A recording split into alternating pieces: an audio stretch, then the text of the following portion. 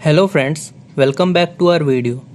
आज की वीडियो में फ्रेंड्स हमारा जो टॉपिक है वो है इंग्लिश का एक बहुत ही इम्पॉर्टेंट टॉपिक है ये, और ये है चैप्टर का नाम है क्लोज टेस्ट।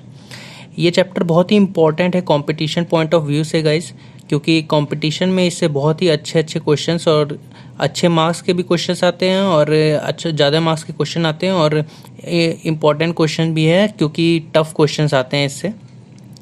तो इस पे हम आज कुछ क्वेश्चंस देखेंगे इस टॉपिक पे, तो जानने के लिए पूरा वीडियो को देखते रहिएगा और बहुत ही इंपॉर्टेंट क्वेश्चंस हैं गाइस। तो आइए वीडियो शुरू करते हैं और हम बढ़ते हैं अपनी पहली स्लाइड की तरफ, जिसमें आपको ये रहा पहला क्वेश्चन। गाइस इसमें करना ये है कि ये पूरा जैसे एक पैराग्राफ दिया हुआ है, उसमें आपको आप देख सकते हैं कुछ फिल इन द ब्लैंक्स हैं 1 2 3 4 5। इस हर ऑप्शन पे जैसे 1 नंबर का पॉइंट है, वहाँ पे आपको 5 ऑप्शंस दिए रहेंगे। एग्जाम में भी ये सारे न्यू पैटर्न के क्वेश्चंस हैं गाइस, तो एग्जाम में भी इसी तरह के क्वेश्चंस आएंगे इस साल।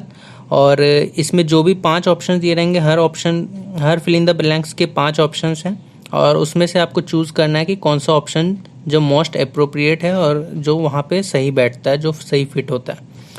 तो आप देख सकते हैं गाइस, ये पहला पैराग्राफ है। इसमें पहला ऑप्शन जो है उसका मैं आपको ऑप्शन दे रहा हूँ, आप चूज़ कीजिएगा और अपना आंसर मार्क कीजिएगा। तो ये है गाइस पहले फिल इन द ब्लैंक्स का 5 ऑप्शन। तो आइए देखते हैं हम क्या है, इसमें क्या बोल रहा है।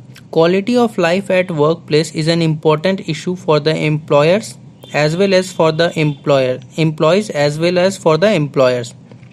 It is a matter of dash for employees because they spend some 30 to 40 years of their life. देखिए गाइस, यहाँ पे ऑफिस के इन्वायरमेंट की बात हो रही है। बेसिकली वर्क प्लेस में जब हम जॉब करने जाते हैं तो वहाँ पे बोल रहा है कि वहाँ पे लाइफ, क्वालिटी ऑफ लाइफ अच्छी होनी चाहिए, क्योंकि वो एक बहुत ही इंपॉर्टेंट चीज़ होती है वहाँ पे जो काम करते हैं एम्प्लॉयज़ के लिए, और जो एम्प्लॉयज़ जो हायर करते हैं वहाँ पे उनके लिए भी क्वालिटी ऑफ लाइफ होनी चाहिए। अगर इन्वायरमेंट ऑफिस का बहुत ही बेकार है, मतलब सैड सा है, तो फिर किसी को भी काम करने में मज़ा नहीं आएगा। इसीलिए वही चीज़ यहाँ पे बोली जा रही है। तो उसी के रिगार्डिंग में पहला सेंटेंस है, और उसी से रिलेटेड आगे की सेंटेंस जिसमें फिल इन द ब्लैंक से पहला नंबर वो है, it is a matter of dash for the employees. कौन? It is a matter of क्या? It is a matter of quality of life. मतलब quality of life is a matter of dash for employees because they spend. इस पर बोला जा रहा है basically, तो जो क्वालिटी ऑफ लाइफ है ऑफिस में होनी चाहिए वो एम्प्लॉयज़ के लिए बहुत ही डैश है। मतलब अब यहाँ पे आपको बताना है इस ऑप्शन में से क्या है। तो पहला ऑप्शन देखते हैं, डिस्प्यूट क्वारल। तो क्या क्वालिटी ऑफ लाइफ झगड़े का विषय है क्या, या फिर डिस्प्यूट का, वाद विवाद का? नहीं, तो पहला ऑप्शन तो रिजेक्ट होता है ये नंबर। B, enjoy rejoice. अब quality of life enjoy rejoice का तो मतलब इन दोनों का मतलब है आप बहुत ही इंजॉय करते हो किसी भी चीज़ को। तो क्वालिटी ऑफ लाइफ एक मुद्दा है, वो कोई इंजॉय करने की चीज़ नहीं है कि आप वहाँ पे इंजॉय कर रहे हो उसके लिए कि हमें क्वालिटी ऑफ लाइफ चाहिए। तो ये तो कहीं से फिट नहीं होता है। 3 नंबर देखते हैं, सी नंबर, इशू पॉइंट। देखिए ये एक तरह से हो सकता है, quality of life is a matter of issue for employees because they spend some 30 to 40 years of their life. ठीक है, चलो इस पे एक बार इसको रखते हैं 1 सेकंड के लिए, हो सकता है आगे भी देख लेते हैं फिर भी options. D number, quality suggestion. Quality of life is a matter of quality is a matter of suggestion. नहीं, ये तो नहीं हो सकता है। सजेस्ट कोई थोड़ी करता है क्वालिटी ऑफ लाइफ को कि यहाँ पे ऐसा होना चाहिए, वहाँ वैसा होना चाहिए। तो डी नंबर भी कोई फिट नहीं बैठता है। E number, quality of life is a matter of concern. Quality of life is a matter of importance for the employees because they spend some 30 to 40 years। अब देखिए ई भी हो सकता है। अब वही मैंने आपको पहले बताया था, मोस्ट अप्रोप्रिएट जो ऑप्शन होगा वो आपको वहाँ पे फिट करना है। देखिए पहला जो ऑप्शन है क्वालिटी ऑफ लाइफ, देखिए पहले लाइन में क्या बोल रहा है, आप देखिए पहले लाइन में quality of life is eight work place is an important issue.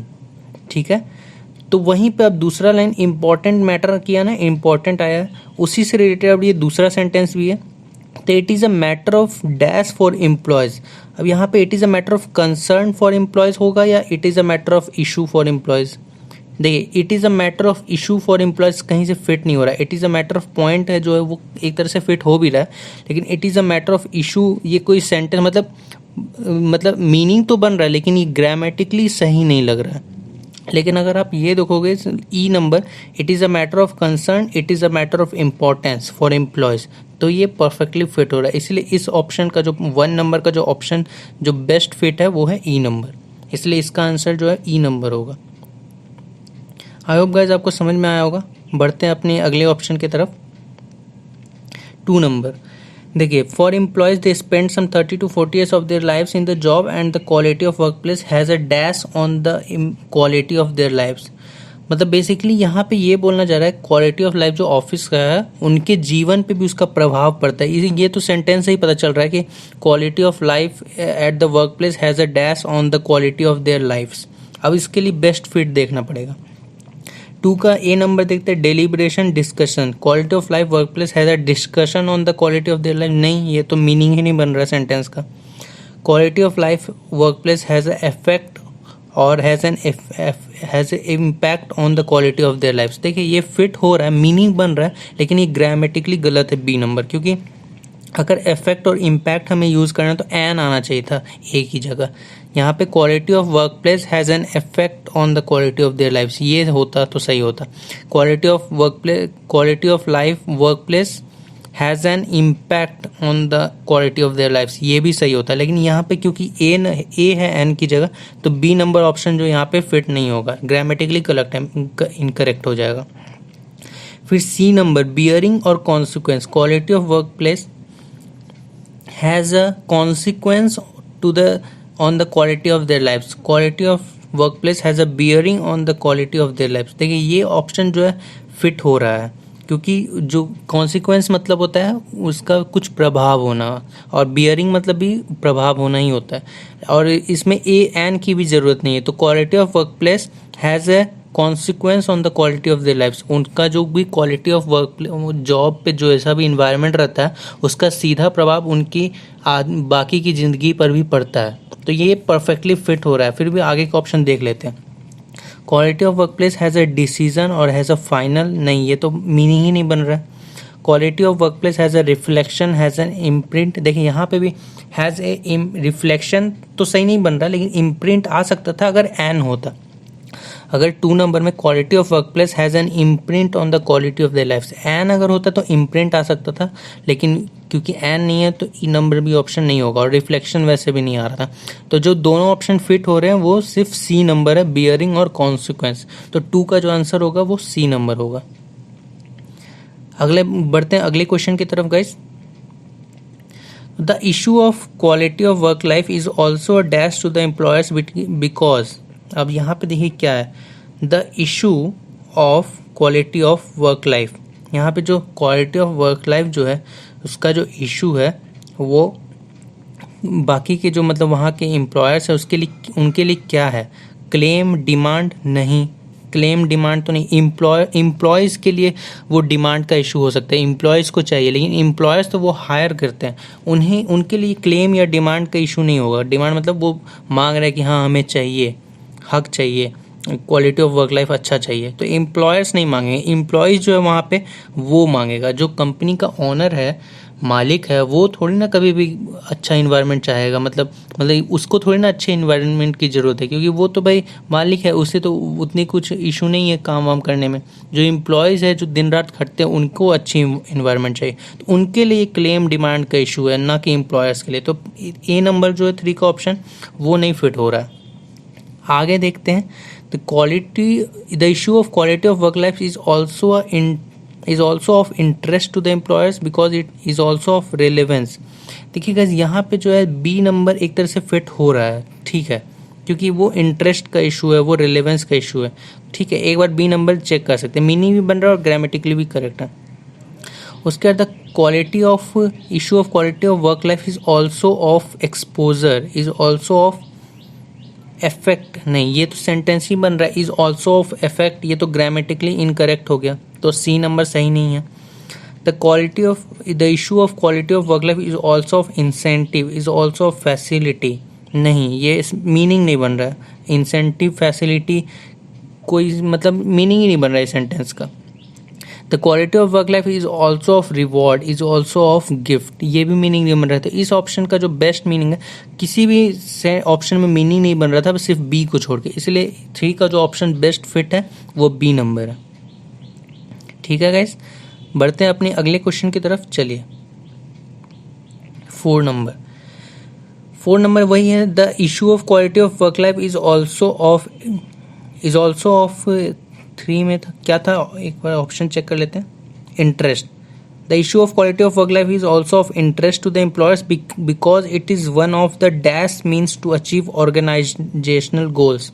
यहाँ पे latent or latest, because it is the one of the latest means to achieve organisational goal. ये सेंटेंस तो सही है, लेटेस्ट, लेकिन लैटेंट फिट नहीं हो रहा है, और लेटेस्ट भी होता तो ऐसा ये मीनिंग नहीं बन रहा है इसका, क्योंकि देखिए ऐसा थोड़ी ना कि कॉर्पोरेट में मीनिंग हमेशा मतलब हर ईयर चेंज होते रहते हैं किसी भी चीज़ को पाने का तरीका, वो तो सेम ही रहेगा। ऐसा थोड़ी नए नए रूल्स आते हैं, इस साल हमें ऐसे टारगेट पूरा करना है, इस साल ऐसे, तो ये नहीं मीनिंग बन रहा है। Projected expected, the call employers because it is one of the projected, it is one of the expected, ये भी मीनिंग नहीं बन रहा है guys. The issue of quality of work life is also of interest to the employers because it is one of the distant means to achieve organizational goals, it is one of the far means to achieve organizational goals, ये भी meaning नहीं बन रहा है। मतलब एक तरह से ये सेंटेंस करेक्ट, मतलब इस तरह से ग्रामेटिकली देखोगे तो करेक्ट आ रहा है, लेकिन मीनिंग नहीं बन रहा है। तो वही आपको अप्रोप्रिएट मतलब सेंटेंस यहाँ पे ऐसा वर्ड चूज करना है जिसका कुछ मीनिंग भी बने और ग्रामेटिकली भी करेक्ट हो। आगे देखते हैं। Employers because it is one of the vital means, it is one of the essentials means to achieve organizational goal। देखिए यहाँ पे ग्रामेटिकली भी करेक्ट है और मीनिंग भी इसका बन रहा है, क्योंकि ये it is one of the vital means, मतलब ये सबसे इम्पॉर्टेंट तरीका है। It is one of the essential mean, ये सबसे इम्पॉर्टेंट तरीका है और सबसे बेस्ट तरीका है आपके टारगेट्स या आपके जो ऑर्गेनाइजेशन का गोल है उसको अचीव करने का। और ई नंबर भी देखोगे तो आप मीनिंग नहीं बन रहा है। मैनिफेस्ट मतलब किसी भी चीज़ को पाना, मतलब पूरी तरह से सोच के उसको पा लेना। शोकेस भी मतलब किसी को शो ऑफ करना, ये सब दिखाना किसी को, तो ये सब भी कुछ मीनिंग नहीं बन रहा है। तो इसमें जो बेस्ट ऑप्शन जो फिट हो रहा है वो है डी नंबर, वाइटल और एसेंशियल। बढ़ते हैं अपने अगले क्वेश्चन की तरफ, अगले ऑप्शन की तरफ, 5th नंबर। तो ये इसका आंसर था डी, वाइटल और एसेंशियल। 5th नंबर के ऑप्शन देखते हैं guys. The most important resource of an organization is its employees, ठीक है। Improving quality of work life dash leads to healthier, more satisfied and productive employees and more efficient, flexible and profitable organization. यहाँ पे एक time period की बात हो रही है गाइस। अगर आप ऑप्शन देखोगे, आपको जो quality of work life improve करना है वो किस तरह से करना है, अचानक से करना है, टाइम टू टाइम करना है, एक ही बार में कर देना है, या करते रहना है, लगातार उसको करते रहना है, तो उसी के बारे में बात हो रही है। देखते हैं क्या है। Improving quality of work life periodically, seasonally, ऐसा है गाइस क्या कि हम सिर्फ सीज़न में, मतलब अगर 4 मौसम होते हैं साल में, तो सिर्फ ठंडे के मौसम में, विंटर सीजन में हम क्वालिटी ऑफ वर्क लाइफ अच्छा कर देंगे और समर में नहीं करेंगे, ऐसा है क्या? इससे ऑर्गेनाइजेशन का गोल अचीव होगा क्या? इससे एम्प्लॉयज़ खुश रहेंगे? नहीं, उनको तो जब जब काम करेंगे भाई हर दिन अच्छा चाहिए उन्हें। इन्वायरमेंट ऐसा थोड़ी एक दिन अच्छा दो दूसरे दिन मत दो, हर दिन अच्छा इन्वायरमेंट दो, तब हर दिन अच्छे से काम होगा। तो पहला ऑप्शन तो मतलब ऐसे सही था, ग्रामेटिकली सही था, लेकिन मीनिंगफुल नहीं था सेंटेंस, इसीलिए हम इसे रिजेक्ट करते हैं। तो अब अगला ऑप्शन देखते हैं गाइस। इंसिडेंटली, एक्सीडेंटली, अचानक से incidentally quality of work life improve करना है क्या? नहीं, ये भी मीनिंग नहीं बन रहा है। लीगली और लेजिटिमेटली, एक तरह से ये मीनिंग बन रहा है improving quality of work life legally leads to healthy. अब देखिए यहाँ पे लेजिटिमेटली तो बन रहा है रीज़न, मतलब मीनिंग बन रहा है, लेकिन लीगली आपको लीगल हेल्प की थोड़ी ना ज़रूरत होती है। अगर आपको ऑफिस में इन्वायरमेंट अच्छा करना है, वर्क प्लेस पे, आपको लीगल हेल्प की तो ज़रूरत नहीं है, कानून की तो हेल्प नहीं है, तो ये भी मीनिंगफुल सेंटेंस नहीं है। उसका डी नंबर देखिए, इवेंचुअली, अल्टीमेटली, इसका मतलब होता है कि हमेशा के लिए आपको improving quality of work life, हमेशा के लिए आपको अच्छा करना है, इम्प्रूव करना है, और अल्टीमेटली मतलब ऐसा इम्प्रूव कर देना है कि उसको कभी ख़राबी ना हो और वो हमेशा से चलते रहे, अच्छा वर्क लाइफ जो है वहाँ पे अच्छा इन्वायरमेंट चलता रहे, तो वो है इसका मतलब इवेंचुअली, अल्टीमेटली। तो हाँ, ये ऑप्शन हो सकता है, मीनिंग भी बन रहा है और ग्रामेटिकली भी, इम्प्रूविंग वर्क लाइफ इवेंचुअली और अल्टीमेटली लीड्स टू हेल्दी है, तो ये ग्रामेटिकली भी करेक्ट है और मीनिंगफुल भी है। अगला ऑप्शन देखते हैं सरप्राइजिंगली शॉकिंगली। ये भी जैसा कि मैंने आपको बताया अचानक से नहीं बढ़ाना है कि मतलब कभी बढ़ा दिया कभी घटा दिया, वर्क लाइफ में इन्वायरमेंट कभी अच्छा कर दिया और कभी इतना प्रेशर दे दिया काम का कि फिर सब बेकार हो गया, एम्प्लॉयज़ नाखुश हो गए। तो ऐसा भी नहीं करना है, आपको हमेशा इम्प्रूव करते रहना है वो वहाँ का जो इन्वायरमेंट है। तो यहाँ पे जो डी नंबर है इवेंचुअली और अल्टीमेटली ये बेस्ट फिट है। तो आई होप आपको समझ में आया होगा। तो इसका भी आंसर देखते हैं, डी नंबर ही है इसका आंसर। ठीक है, तो ये था पहला क्लोज्ड टेस्ट जिसमें 5 ऑप्शन थे, 5 फिल इन द ब्लैंक्स थे, पांचों मैंने आपको बताया। बढ़ते हैं अपने अगले क्वेश्चन की तरफ। तो ये है गाइस अपना आपका अगला क्वेश्चन। आप इसमें पहले खुद ट्राई कीजिएगा और फिर बाद में आंसर्स देखिएगा।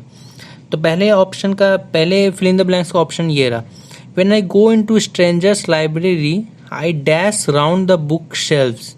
जब भी मैं किसी स्ट्रेंजर की किसी अजनबी की लाइब्रेरी में जाता हूँ, I dash round the book shelves, I wonder round the book shelves. ये मीनिंग ही नहीं बन रहा। वंडर मतलब किसी भी चीज़ को देख के चौकन्ना हो जाना या फिर मतलब होश हो जाना, समझ रहे हो आप, तो वो होता है। तो नहीं, ऐसा तो नहीं है। आई वंडर राउंड मतलब आप वंडर कर सकते हो किसी की लाइब्रेरी देख के अगर बहुत बड़ी है, बहुत सारे कलेक्शन है, लेकिन ये सेंटेंस यहाँ पे नहीं बन रहा है। आई वंडर राउंड ये मीनिंगफुल नहीं बन रहा।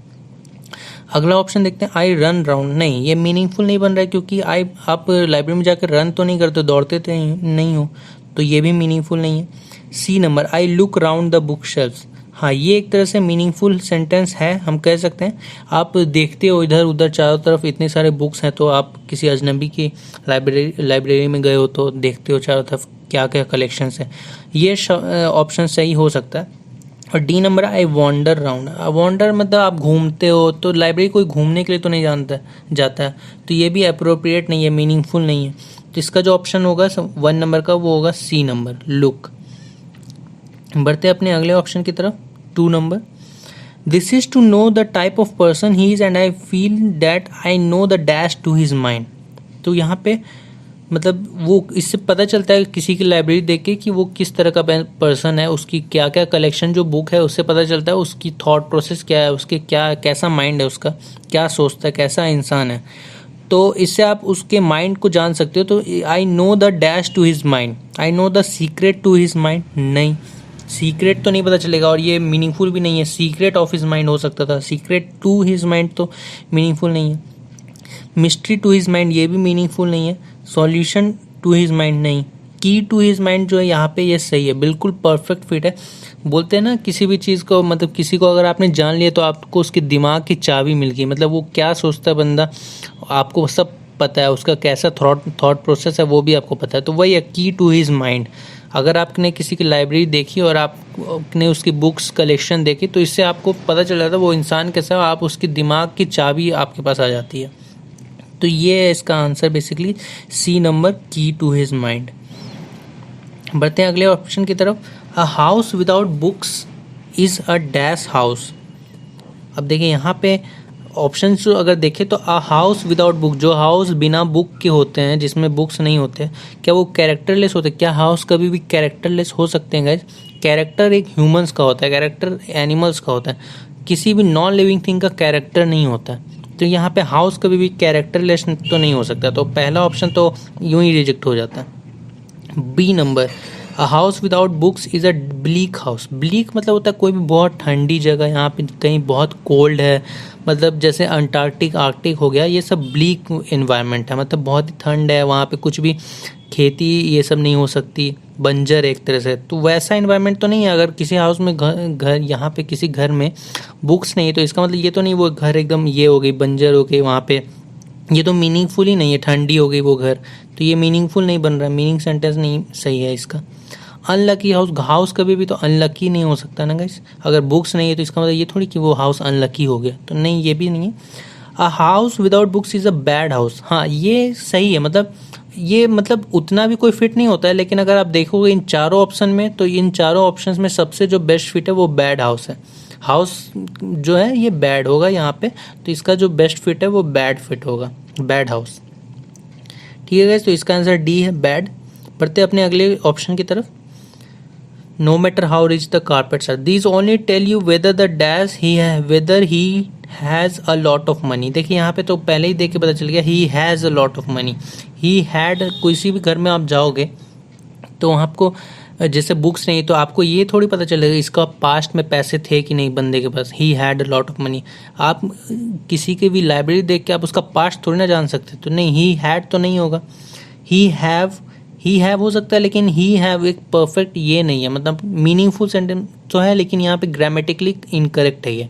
इसमें अगर आप देखोगे सबसे ज़्यादा बेस्ट फिट जो है ग्रामेटिकली करेक्ट और मीनिंगफुल जो है वो हैज़ है, तो इसका ऑप्शन जो 4 नंबर का आंसर हैज़ होगा। बढ़ते अपने अगले ऑप्शन की तरफ, 5th नंबर, और ये लास्ट है, इस वीडियो का लास्ट ऑप्शन है और लास्ट क्वेश्चन है।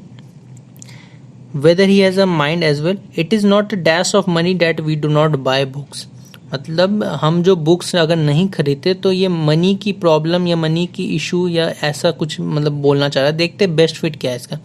It is not the reason of money that we do not buy books, it is not a reason of money, ये सेंटेंस जैसे मीनिंगफुल नहीं बन रहा, मतलब मीनिंगफुल है लेकिन ग्रामेटिकली इनकरेक्ट है, तो ये तो नहीं होगा।